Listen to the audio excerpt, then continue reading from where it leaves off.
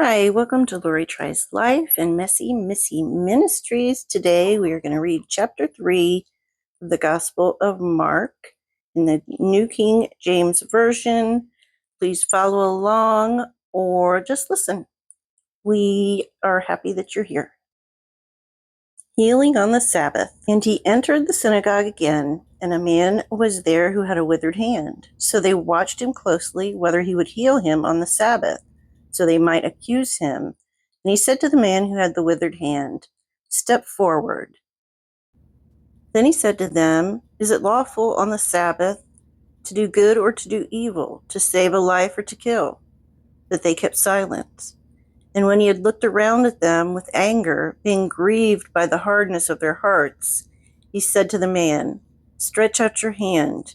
And he stretched it out, and his hand was restored, as whole as the other. Then the Pharisees went out and immediately plotted with the Herodians against him, how they might destroy him.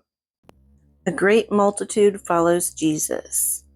But Jesus withdrew with his disciples to the sea, and a great multitude from Galilee followed him, and from Judea and Jerusalem and Idumea, and beyond the Jordan, and those from Tyre and Sidon.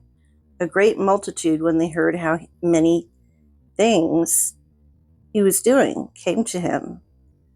So he told his disciples that a small boat should be kept ready for him because of the multitude, lest they should crush him. For he healed many, so that as many as had afflictions pressed about him to touch him.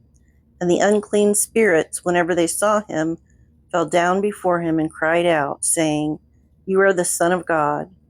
But he sternly warned them that they should not make him known. The 12 apostles. And he went up on the mountain and called to him those he himself wanted, and they came to him. Then he appointed 12, that they might be with him, and that he might send them out to preach, and to have power to heal sicknesses, and to cast out demons. Simon, to whom he gave the name Peter, James the son of Zebedee, and John the brother of James, to whom he gave the name Boanerges, that is, the sons of thunder. Andrew, Philip, Bartholomew, Matthew, Thomas, James the son of Alphaeus, Thaddeus, Simon the Canaanite, and Judas Iscariot, who also betrayed him. And they went into a house. A house divided cannot stand. Then the multitude came together again, so that they could not so much as eat bread. But when his own people heard about this, they went out to lay a hold of him, for they said, "He is out of his mind." And the scribes who came down from Jerusalem said, "He has Beelzebub, and by the ruler of the demons he casts out demons." So he called them to himself and said to them in parables, "How can Satan cast out Satan? If a kingdom is divided against itself, that kingdom cannot stand. And if a house is divided against itself, that house cannot stand.